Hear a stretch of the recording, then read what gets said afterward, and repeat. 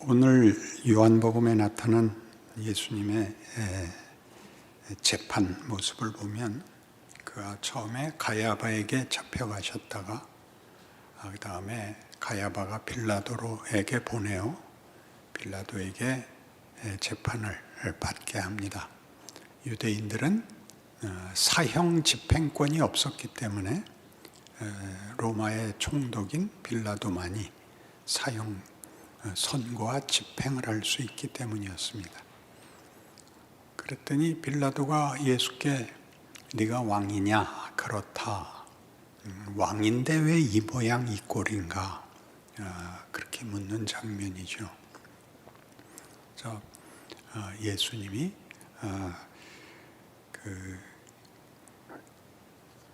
37절에 보는 바와 같이 빌라도가 이르되 그러면 네가 왕이 아니냐? 예수께서 대답하시되 내 말과 같이 내가 왕이니라. 내가 이를 위하여 태어났으며 이를 위하여 세상에 왔나니 곧 진리에 대하여 증언하려 함이로라. 무릇 진리에 속한 자는 내 음성을 듣느니라. 그러니까 빌라도가 당연히 이렇게 반응했죠. 무슨 진리가 이 모양이냐? 이렇게 된 겁니다. 그래서 바로 이 대목을 누가복음에서 훨씬 더 잘 보여주고 있기 때문에 누가복음 22장에 가시면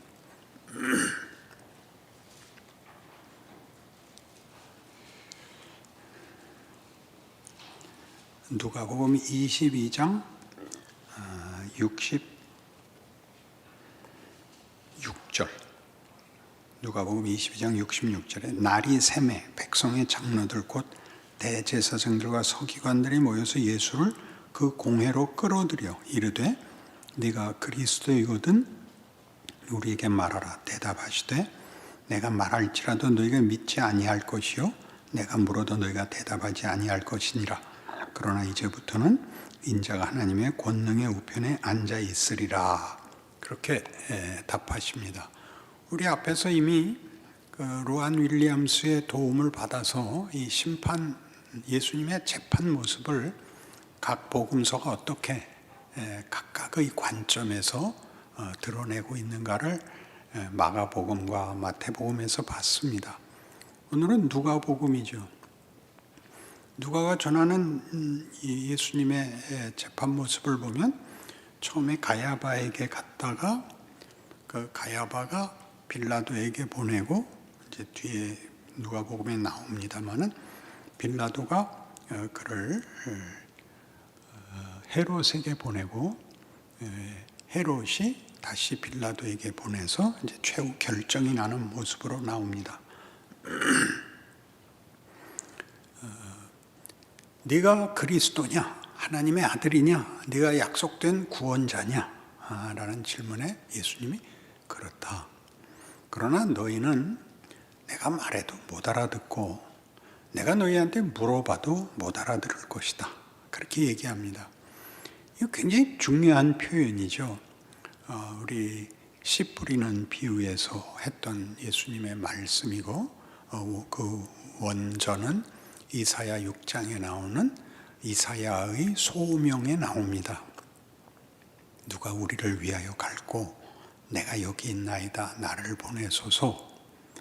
네가 가도 네가 말해도 아무도 알아듣지 못한다. 알아듣지 못하는 건 고사하고 한 걸음 더 가서 알아듣지 못하게 해라. 그러는 것이 이사야의 소명이요. 그 예언이 성취되는 것이 예수님의 지금 모습입니다. 진정한 권세와 진정한 모든 존재의 주인이 그 피조물이요 은혜를 입고 있는 자들에 의해서 이제 사형에 처해지고 조롱을 받고 수모를 받는 재판이 이루어지고 있는 것이지요. 깨닫지도 못하고 보아도 모르는 이 일, 재판정에서 두드러지게 나타난 이 일은 아까 우리가 요한복음에서 본 바와 같이 진리를 아는 자들은 다 내게로 올 것이다. 그러자 진리가 뭐냐? 라고 답했던 제가 의역한 것 같이 무슨 진리가 이 모양이냐라고 한 것 같이 이 빌라도나 가야바나 헤롯이 알고 있는 진리는 권력이죠. 그러나 하나님께서 나타내시려는 진리는 우리가 알고 있는 단어 중에는 구원, 은혜, 영생 같은 것이죠. 그것이 권력과 이렇게 대칭 관계에 서 있다는 것을 이해하지 못하면 우리는 복음서나 기독교 신앙에 대해서 사실 깊은 자리에 들어가지 못합니다.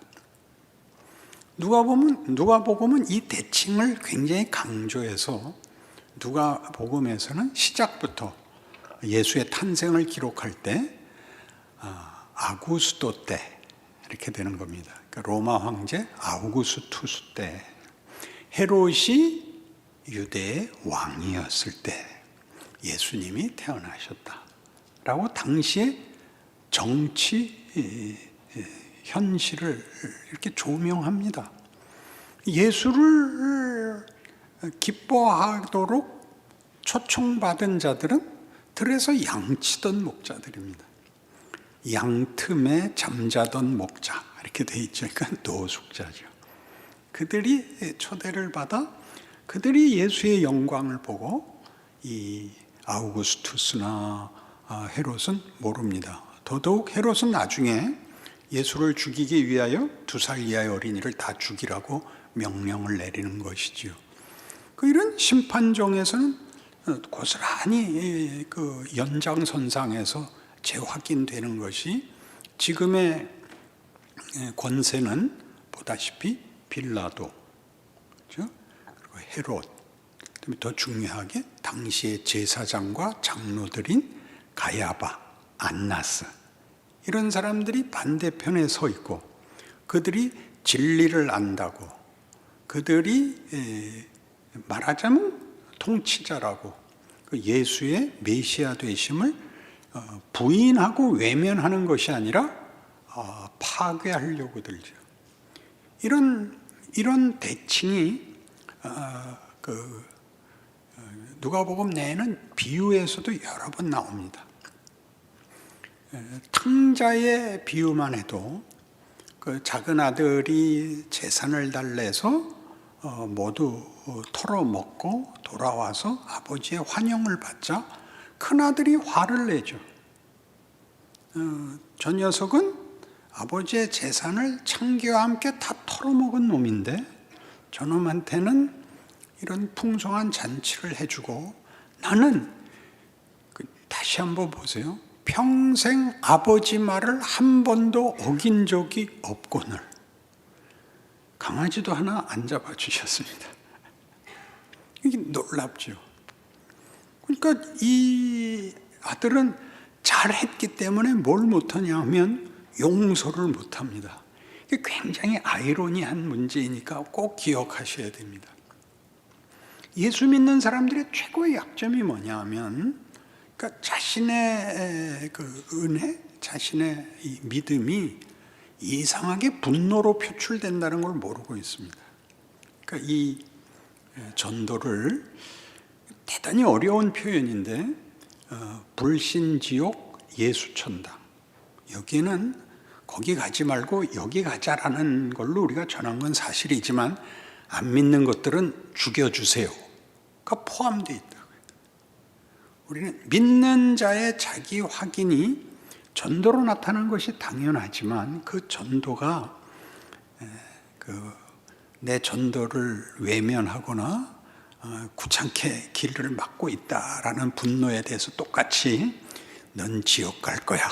우리 마음에 우리의 어떤 우월감, 어떤 그 확인으로 작용을 하곤 한단 말이죠.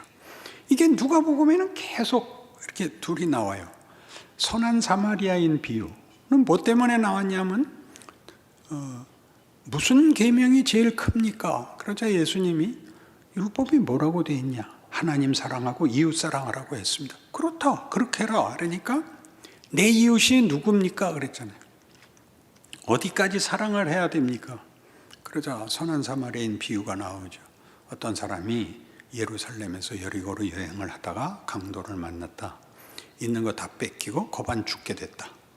그런데 그 길거리에 쓰러져 있는데 제사장도 그냥 지나가고 레위인도 그냥 지나가고 사마리아인이 구해줬다.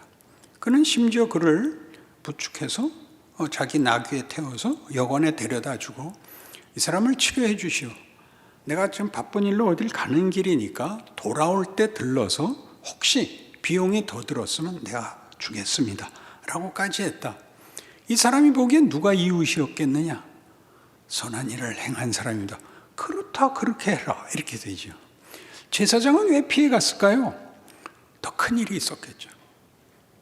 레위인도 더 명분 있는 어떤 일이 있었을 것입니다. 이게 중요한 대조가 있죠.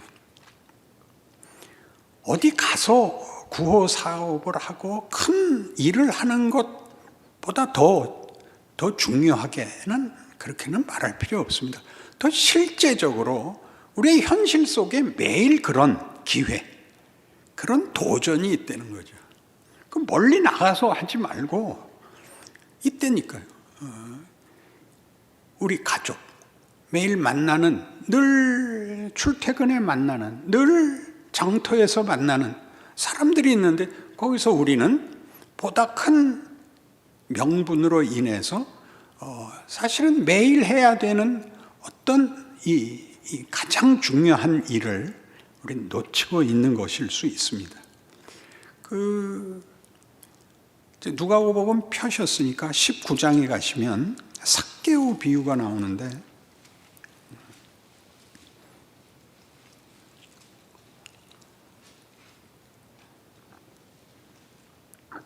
그 삭개오는 세리장이고 부자입니다.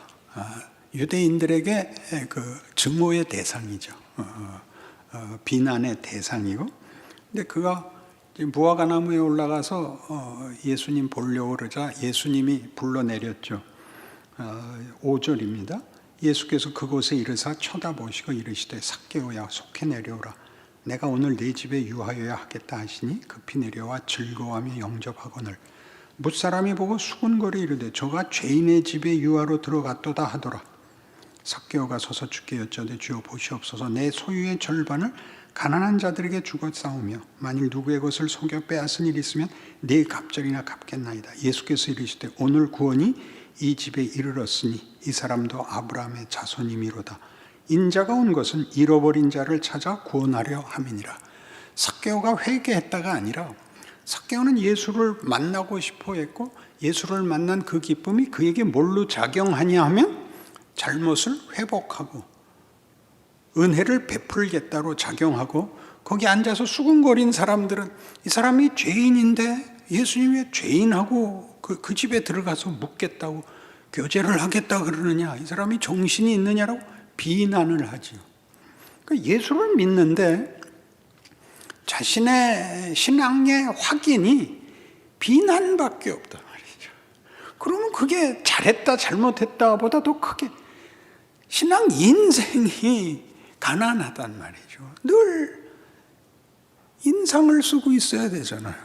그러니까 되겠느냐. 왜 인상을 쓸까? 도대체 인상을 쓰는 이유는 딱 하나, 건들지 말아죠. 우리 인류 역사 내내 사회라는 곳에서 우리가 겪는 현실이 건들지 말아줘. 나도 너 안 건들게. 너 나 건들지 마. 그래서 성경이 지금 하고 싶은 얘기는 무관심이 최고의 죄라는 겁니다. 예수를 믿는데 이웃에 대하여 무관심한 것이 최고의 죄라는 겁니다. 뭐 가서 아첨을 떨라는 것도 아니고 그에게 무슨 쩔쩔매라는 것이 아니라 여러분 표정을 한번 보세요. 어떻게 표정을 지어야 될지 모르겠잖아요. 잘못 웃으면 쉽게 보이잖아요. 그렇죠? 그러면 모두가 달려들어서 뜯어 먹을 거예요. 그러니까 만만하게 보여서는 안 돼요. 그러나 달라야 된다고요. 그건 각각이 연습을 하셔야 돼요. 이 표정에, 이 행동에 이게 뭐가 달라요. 이렇게 말을 안 해도 이렇게 고개 하나 돌리는 스피드, 그죠? 그러니까 쳐다보는 눈초리의 각, 이게 다 다르잖아요. 보면 알아요. 그걸 예수 믿는 사람이 못하면 스스로가 생각을 해야 된다고요.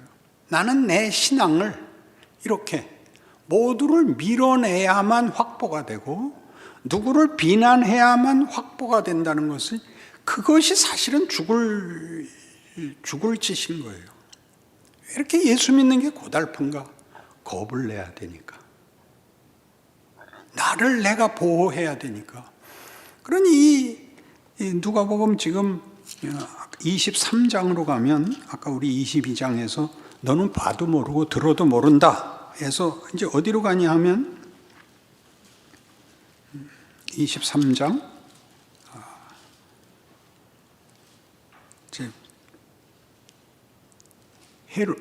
빌라도가 예수를 헤롯을 앞에 헤로데스에게 보냅니다. 왜 보내느냐 하면 헤롯이 그때 갈릴리의 분봉왕입니다.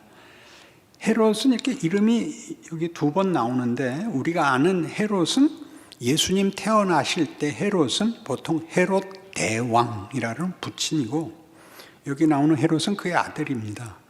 헤롯 대왕 때는 이스라엘 전체를 다스렸지만 왕으로, 이때는 권력이 나뉘어서 쪼개진 한 지방을 나누어 가졌습니다. 그래서 분봉, 전체가 아니라 어디 한 군데, 지금으로 하면 도지사격으로 이제 격화됩니다. 그때 갈릴리 지방을 다스렸기 때문에 빌라도가 예수가 갈릴리 출신이라고 이제 알게 되어서 헤롯에게 보냅니다.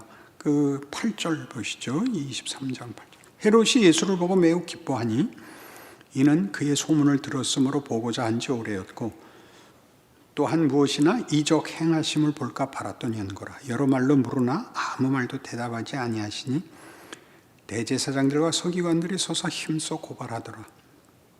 헤롯이 그 군인들과 함께 예수를 업신이 여기며 희롱하고 빛난 옷을 입혀 빌라도에게 도로 보내니 헤롯과 빌라도가 전에는 원수였으나 당일에 서로 친구가 되니라. 우리는 이 재판 과정에 빌라도가 매우 애매하게 놓은 걸 알고 있습니다.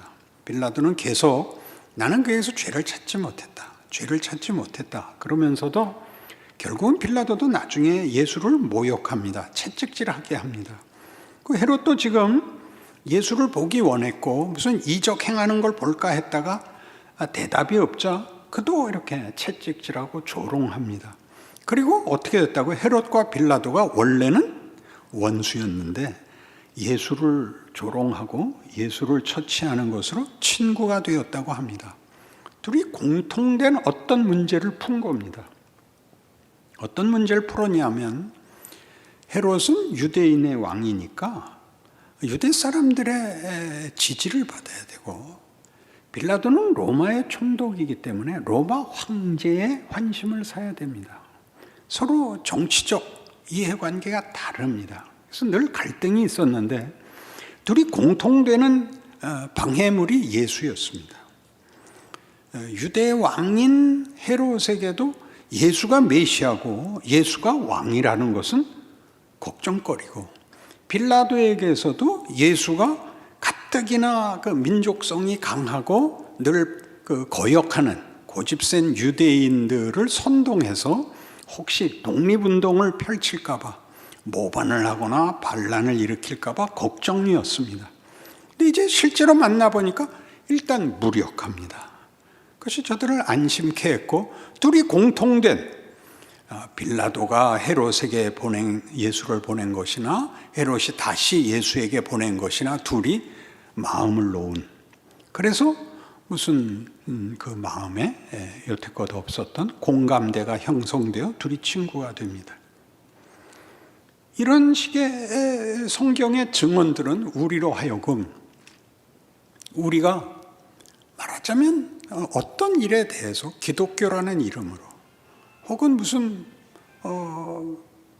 어떤 다른 사회봉사단체나 이런 일에 어떤 일로 이렇게 손을 합칠 때 그런 정치적, 사회적 동기를 가지는 것보다 더 크게 우리는 섬기는 일로 우리의 동기와 내용을 삼는다 하는 것을 예수님의 받으시는 고난으로 증거하기 위하여 이렇게 각별히 대조됩니다. 예수님은 이 모든 것에 대답하시는 것으로 네가 그리스도냐? 그렇다. 네가 유대인의 왕이냐? 그렇다. 진리를 아는 자들은 다 내게로 올 것이다. 진리가 뭐냐? 이 답에 논쟁을 벌이거나 무슨 증거를 꺼내서 자신이 걸어야 할 길을 면제받거나 쉽게 가거나 회피하지 않습니다. 설득하지 않습니다. 그 길은 가는 겁니다. 이걸 끌어안고 가는 겁니다. 섬기는 거죠. 섬기는 것이란 주께서 잡히시던 그 마지막 만찬 때 제자들이 예수께 친히 물었던 질문입니다. 주의 나라가 임할 때 우리 둘을 하나는 주의 우편에 하나는 주의 좌편에 앉혀주십시오. 그것도 누가복음에 나오죠. 그러니까 예수님이 그럽니다. 누가 내 오른쪽 왼쪽에 앉느냐는 아버지께서 정하실 일이다. 더 중요한 것은 이 세상에서는 승자가 우위에 서 있는 자가 대접을 받고 아랫사람이 섬겨야 되지만 내 나라는 반대다. 내 나라에서는 잘난 사람이 섬기는 나라다. 이건 우리에게는 말로는 하지만 할 수 없는 이 세상의 진리와는 역행하는 이야기인 것입니다. 이걸 우리 보고 하라는 거죠. 그럼 예수님은 누구를 때려잡거나 어떤 잘못을 심판함으로써 당신의 나라가 임하는 게 아니라 말하자면 용서도 인내도 겸손도 구원도 없는 세상에 오셔서 그거 못 알아보는 자들을 위하여 그의 생애를 다 소진하고 드디어 목숨까지 바쳐 그의 생애를 마무리하는 겁니다. 목숨 바쳐는 우리에게 언제나 결사적인 개념으로 이해되어서 눈을 부릅뜨고 주먹을 움켜쥔 일로 우리 마음에 각인이 되어 있습니다. 결사각오라는 것은 그렇지 않습니다. 그냥 하루만큼씩 그의 생애를 아버지의 뜻을 따라 이렇게 묶이고 저렇게 끌리고 하는 생애를 살면서 할 수 있는 일, 도울 수 있는 일은 너무나 많이 하셔서 요한의 보고대로 그가 행한 일을 다 쓰려면 이 세상이라도 그 책을 다 둘 수 없다. 그렇게 많은 일을 했습니다. 아까 본 요한복음 12장도 그렇지 않았나요? 이렇게 많은 이적을 행했으나 저들이 믿지 않았다. 너무나 당연한 일이다. 선지자의 글에 이르기를 너희가 듣기는 들어도 보기는 보아도 알지 못하리라. 너희가 보고 깨달을까 봐 아버지께서 걱정하신다. 그게 뭘까요? 우리의 소원을 이루는 것이 구원인 줄 알까 봐. 우리가 소원하는 문제를 해결하는 것이 구원인 줄 알까 봐 아버지가 걱정하신다. 그거보다 크다. 걱정 마라. 내가 가는 길을 봐라. 따라와라. 어디서든지 할 수 있다. 그러는 거죠. 어디서든지 할 수 있죠. 이웃이잖아요. 이웃. 멀리 갈 것 없는 이웃. 그래서 아까도 얘기한 것 같이 여기 있는 것 같이 오늘 구원이 이 집에 이르렀다.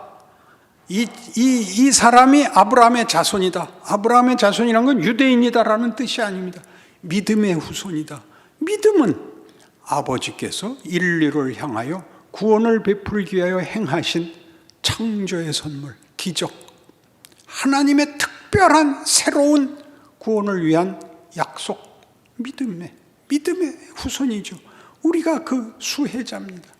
우리가 그렇게 살아야 됩니다. 섬기며 살라고요. 앞에도 얘기했으니까 한 번 더 하죠. 그러니까 무관심이 최고의 죄입니다. 이웃을 인정 안 하는 거죠. 우리가 빛이라는 걸 인정 안 하는 거죠. 가리죠. 스스로를. 겁내지 마십시오. 그것은 이렇게 호들갑을 떨 필요가 없습니다. 가만히 있어도 달라야 됩니다. 눈빛이, 동작 하나가 달라야 됩니다. 여러분이 아시잖아요. 영화에서 명장면들을 보시면 그 연기 잘하는 사람들은 목소리를 높이지 않으면 동작을 크게 안 합니다. 그 안타까운 모습을 보고 막 울고 비명을 지르는 게 공감을 하는 게 아니라 어떤 것도 할 수 없는 표정을 짓는 것이 가장 큰 공감인 거 아시죠? 그건 할 수 있습니다. 우리가 못하는 것은 그런 걸 본 적이 없기 때문입니다. 로마서 5장 8절에 의하면 우리가 아직 죄인 되었을 때 그리스도께서 우리를 위하여 죽으심으로 아버지께서 우리에 대한 자기의 사랑을 확증하셨느니라. 섬김이죠. 우린 몰랐어요. 예수님이 뭐 하는지, 왜 왔는지 몰랐을 때도 예수님은 우리의 구원자로서 우리를 대접하고 그때 우리를 확 바꿔놓지 않았어요. 겁주지 않았어요. 놀랍지 않아요? 할 수 있습니다. 그리하여 여러분의 인생을 세상 사람들하고 똑같이 고백하지 말라고요. 사는 게 다 그렇지 뭐. 그렇게 말하면 아주 죽여버릴 작전이에요. 순환주간이에요. 예수님 오른편과 왼편에 다 매달아 놓을 거예요. 여러분의 삶을 기적의 삶이라는 것을 알고 살아내시는 귀한 오늘의 말씀이길 바랍니다. 기도하십시다. 하나님 아버지, 우리 사랑하며 살고 섬기며 살며 기다리며 살고 기도하며 살겠습니다. 그렇게 해서 보상받거나 때우지 않겠습니다. 예수님 당하신 것 같이 오해받고 조롱받고 외면당할지 모릅니다. 고집부리지 않고 지혜롭고 온유하고 끈기 있게 우리의 생애를 귀하게 살아나겠습니다. 말씀 주셨으니 살 힘도 지혜도 주시옵소서. 예수님 이름으로 기도합니다. 아멘.